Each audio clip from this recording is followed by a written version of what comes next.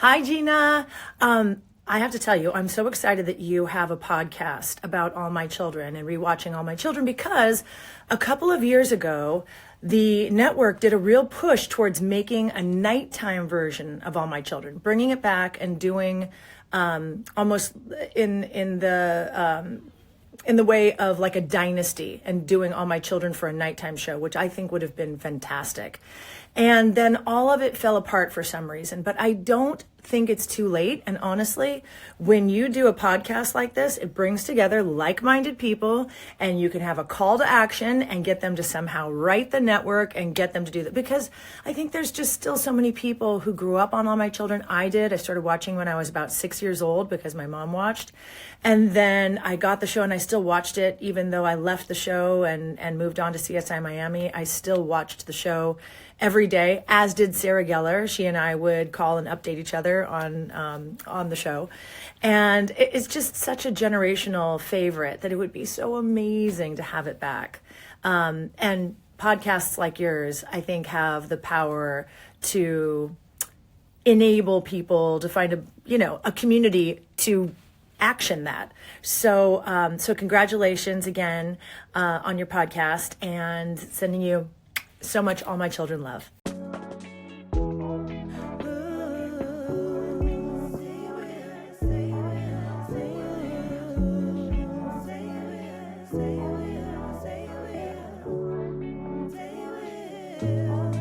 Hey, everybody, and welcome to Pals Chat. I am your host, Gina Parker. I'm here with my co host, Ashley Jones. Hey yo. What are you into this week, Ashley? Well, I went back and started Grey's Anatomy from the beginning. Well, it's new to me, so it's not really going back, but I am enjoying the first season of Grey's Anatomy. Oh, I thought you So, said you thought it was grating at first. no, it was all over the place. It was very up and down, but now I'm like getting into the stories that intertwine each of the episodes. Hmm. So like the love interest, the up and down romance, Hmm. the I'm up to the pregnancy scare. Mm, So it's good stuff. yeah. And I think it's like I went back and started watching it too because I feel bad I made you go and watch it. And it's like so much like darker and grittier. Like I see what you mean about like when you said like, oh, I've only seen like the Zola clips or whatever later on. hmm Like it becomes a softer, smoother show. hmm That can still be like heartbreaking at times. It's more like wish fulfillment of like what you want your doctors to be like at the hospital, you know, all those good-looking geniuses. Yeah.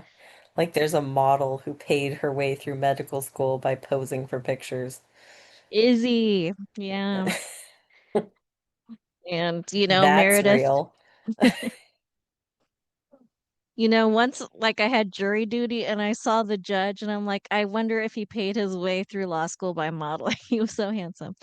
And Meredith and Christina have such a wonderful friendship that I love. hmm Derek's a little annoying to me rewatching, but has softened out too, I think. But yeah, Derek is, wait, no, I get mixed the McDreamy. names. McDreamy, that's right. Okay, yes. Hmm. Yes, we know McDreamy. Got it. Hmm. Because they all call each other by their last names. I like rarely hear first names. Hmm. Because they'll be like, Gray, you're on it. Da, da, da, da. Like So he's Shepherd. Shepherd, Um, yeah. Otherwise known as McDreamy. And though his sister comes on at some point and her last name is also Shepherd. He actually has multiple family members. So, Oh, uh, which is yeah. really funny because I just watched the whole episode where Meredith is like, what's your favorite color? Like, why haven't we ever stayed at your house? What's your family like? And he's like, I'm not telling you anything. Yeah. So that was fun. But yeah, it is kind of gritty in the beginning. It reminds me of early ER in the sort of very high stakes way of everything being and everyone being like so exhausted and so like even their personal lives are just like in tatters. Like everyone's got some sort of like chip on their shoulder backstory. Yeah, that remains true, I think. What about you? I'll talk a little bit about General Hospital super fast. General Hospital does this thing that like annoys the viewers, I think sometimes, where they have some random stunt casting that I don't know who cares about it, but I love it because it's always so weird. Like, so they had like Sarah Sherman from SNL as like a dialect coach at one point. They had a singer like a month or two ago for the nurses' ball. And then now they have Joel Sartore from National Geographic, who's a photographer who's just in the episode for no reason. And it sparks joy because it's just so random. Like, Well, who do and you they have think such a they're mind getting? for faces and names, so like you spot it. You catch all the Easter eggs. I don't know that like the general audience catches all those little small, but it's almost like meant for the super fan like you. I didn't know who Joel Sartore was. Sorry, Sartori. Maybe I'm saying his name wrong. But it was like such a weird little weaving him into the story of like we all have to go see this show, and then he's talking in such detail about his photography. I'm like, oh, this must just be like a guy, like an actual guy that they just had come on for whatever reason. And, but other than that, General Hospital's good. I'm annoyed by a lot of the characters right now, but, Sasha's being gaslit and Michael believes her and is not treating her like she's crazy, which is nice. So I'll start with Palmer, who's being very bad. Oh no. We have Palmer, who, well, the one good thing he's doing is he's trying to get a doctor for Nina. And so he's traveling out of the country to get a doctor to treat her catatonia and mental health issues. And so that's nice of him. The bad thing is he's tricking his son, Andrew, into taking Cliff's nanny across state lines because she's Ah, an ex con and he's trying to get her arrested so that she can't be a nanny for his grandson, which is super shady. She's friends with like most of the people in town, and he's basically just doing this to hurt someone trying to rebuild her life, and that sucks. terrible. So that's Palmer. And then we have Erica. So Erica tells people, Adam is sexually harassing me. He's telling me I have to sleep with him or he'll fire me. And so she convinces people to give her shares of, or their shares of Tempo magazine.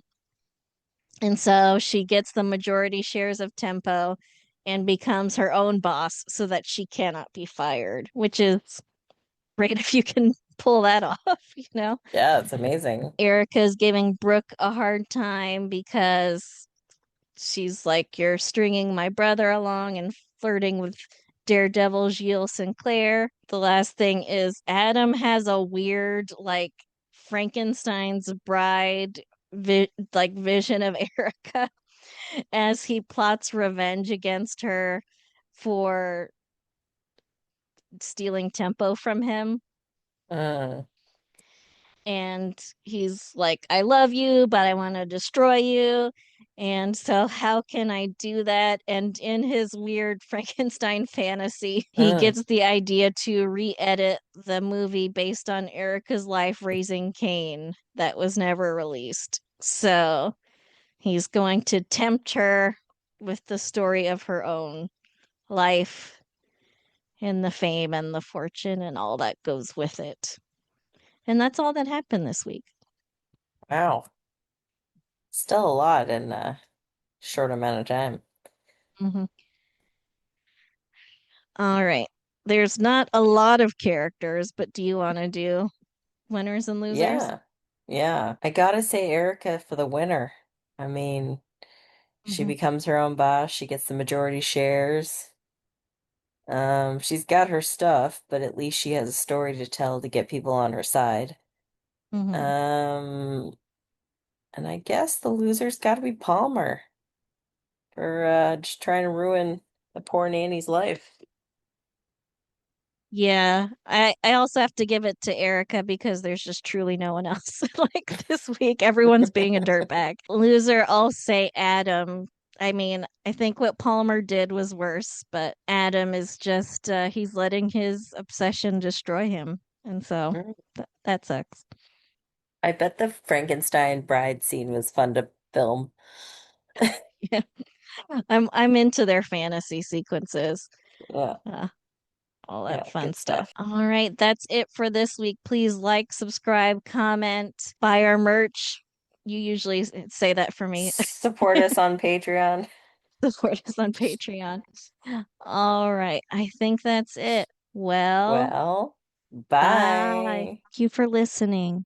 Our theme song is Wouldn't It Be Nice by Sound Mirage featuring Lady Rand.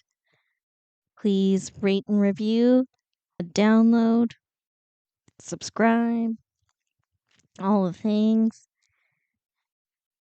And you can email us at amcrewatch@gmail.com. Thanks. Talk to you next week.